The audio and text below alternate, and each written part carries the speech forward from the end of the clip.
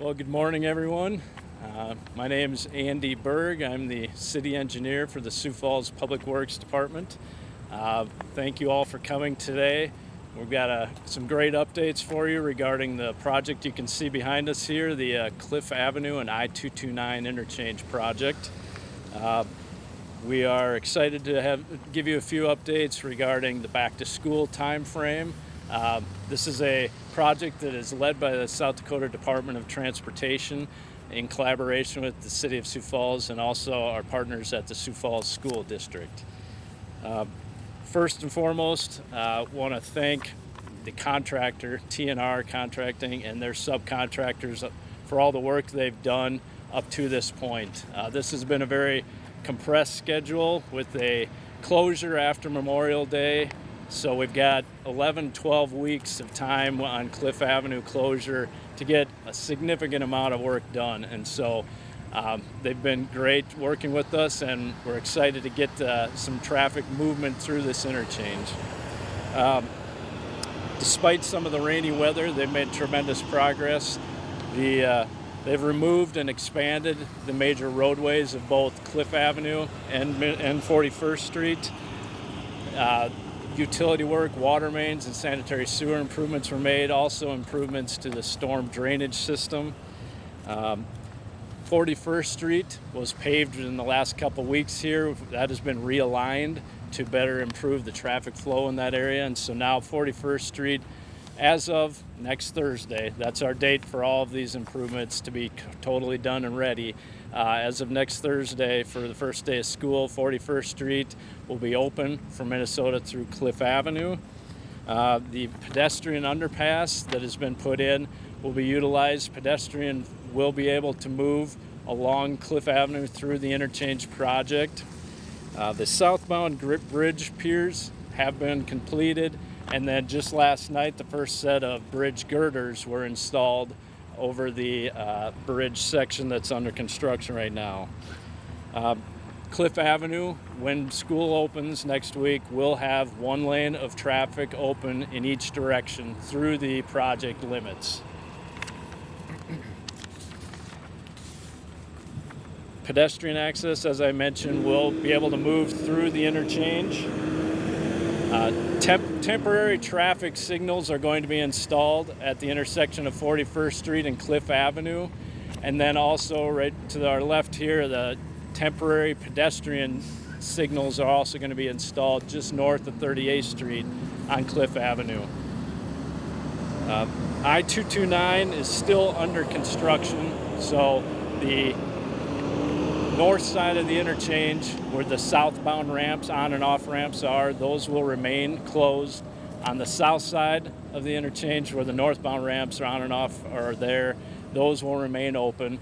That will change as we go into next year, but that's how it'll be when the school opens. All access points into Lincoln High School will be open on the first day of school. Some of the expectations we have for commuters, this is still an active construction zone. It'll be open to traffic, but it'll be reduced, and there'll still be a lot of cones out there. Parents, students, and school staff that are commuting to and from Lincoln High School every day, we want people to still plan ahead. Give yourself extra time because it's still a construction zone. It's going to be backed up a bit. And for those commuters that aren't going to Lincoln High School, we'd still ask you to look for an alternate route as much as possible so that school traffic can be the priority in this area.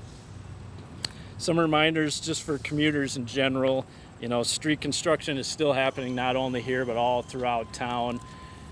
Keep your speeds down, under the speed limit. School is in session everywhere, not just here.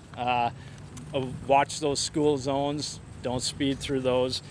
And something that we always emphasize, put the phones down, read the text later, avoid those distractions, and then pursue those alternate routes whenever possible. And as mentioned earlier, one of our great partners across the city, and especially with this project, who's leading it, is the South Dakota Department of Transportation. And at this time, I'll ask Harry Johnston to come up and speak on their activities. Thank you. Thank you, Andy. My name is Harry Johnston. I'm with the South Dakota Department of Transportation here in Sioux Falls. And so I'll touch a little bit today on kind of what we have set up for the rest of the year and then into next spring as well and through the winter. So as Andy had mentioned, our girders have started to be set, and we will set girders again Thursday night and then progress into the final span sometime next week. So from there, we are working on paving southbound I-229 this year, and Cliff Avenue, of course, we're going to work on that will be open, and then a bridge deck. So once we get the girders set, work through all the work that it takes to get the bridge deck ready, and in October we plan to have the bridge deck poured and working towards mainline I-229, all the ramps, getting those paved, getting everything put back together. When the signals arrive, we'll be able to get those installed as quickly as possible, and then work through our interim completion date in mid-November to be able to have traffic back open to the original configuration with traffic back on I-229 and Cliff Avenue. And through the winter, we will actually be working on the temporary bridge structure, removing it, and actually getting it placed back over at exit 3, Minnesota Avenue, for the future project over there. Next year, in April, we will begin the whole process over again with the northbound lanes, where we'll be moving traffic 2 lanes each direction again and putting them in the in the southbound lanes, and starting the removal of the northbound structure, redoing that, removing the pavement, getting all that work going. So overall, there's a lot of work left to be done, but it's went very well. It's been a great working relationship with the city and the contractors, and so from there, we appreciate everybody's patience as well throughout the construction process. With that, I'm going to introduce Dr. Jamie Nold, the superintendent with the Sioux Falls School District.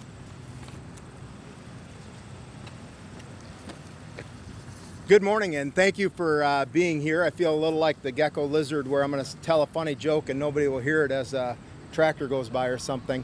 But we thank you for being here, and especially the participation, the joint efforts and the collaboration that go between the City of Sioux Falls and making sure that we keep up with the roads, the streets, the improvements that go into the city, and obviously with the Department of Transportation, because without these type of access points and things like that, it'd be very difficult for our schools. And so we've had a great partnership as we build new schools or as we update schools and improve things throughout our city to make sure that the corridors that allow families to get their kids to school have been there and been improved throughout the years.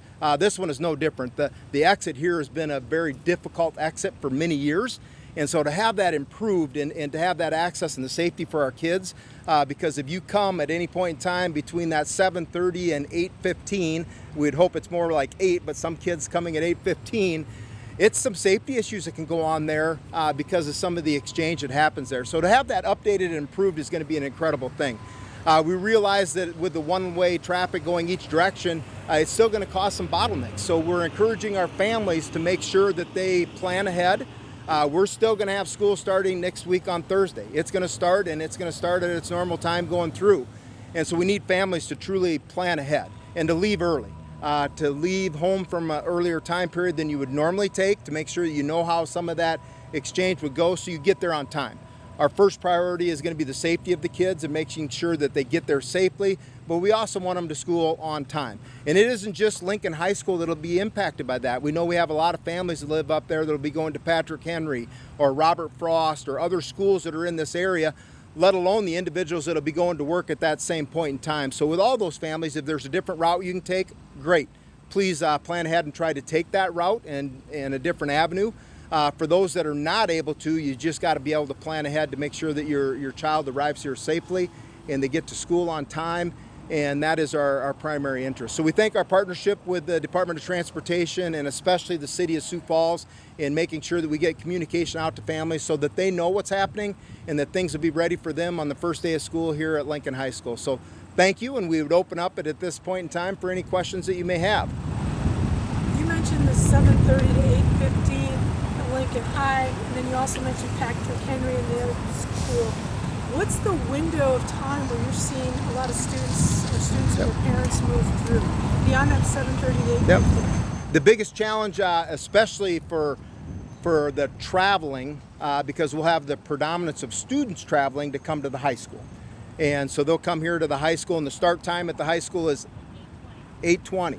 And so really when we say that 8:15, they're going to be cutting it close in there, but you're looking at 7:30, where we have the traffic with the city and the people going to work at that 8 o'clock start time. And so 7:30 to 8:15 is going to be a significant travel time for the high school. We've altered our middle school time so they start a little bit later. So really that doesn't pick up till that 8:30 to 9 mark for the predominance of that time. So our middle schools won't be the biggest impact of it. Robert Frost will be starting around 8 o'clock. And so when we have all these different times, we try to stagger that to help with the transportation concerns that happen in the city. So the school district tries to do their part in that and making sure that the middle school is a little bit later, the elementary, and then the high schools obviously with their own set times. They're at about 8:20 is for Lincoln High School, and all the high schools hit about that same time. You mentioned the reconfiguration of the access. You're talking about 41st Street up there, or what access is going to be significantly changed? I think she's talking about the configuration of 41st Street. Yeah, the configuration with 41st Street used to be very near the interchange itself. That's been realigned further to the north. And so now that it'll line up directly with the access point with the school parking lot, and then there'll be a traffic signal at that location. So there won't be that intermixing with the interchange traffic at the same time. It'll be its own signalized intersection. Yep. Do you have an expectation? Oh, sorry. Hey, Dr. Knoll. So, how important will these student crossing walks be important around this time for the construction area? Like, how important will they be? Yeah, and you know, the construction obviously adds another metric to that. We have crossing zones across the entire city, and you're going to see in the morning here, especially you get to that between 8 and 8:15, a large number of students, and they've installed the lights years ago as we worked with the city, and that's why we have a great partnership with the city. We look at these different exchanges and when students will be coming and going, and they work with us to make sure that we put things like that, this crosswalk in. And so it's vital that parents obviously and construction workers, we know that they will, and we our other students obviously when they come in, to make sure that we adhere to those signs and to make sure that when they get into those school zones, whether that's in an elementary, middle school, high school, they get into those school zones to make sure that they look at what those speed limits are and make sure that they adhere to those, because it's the safety of our kids. And these are all of our kids, so the safety of every single kid is important, that they make sure that they monitor where they're at and to follow those speed limits.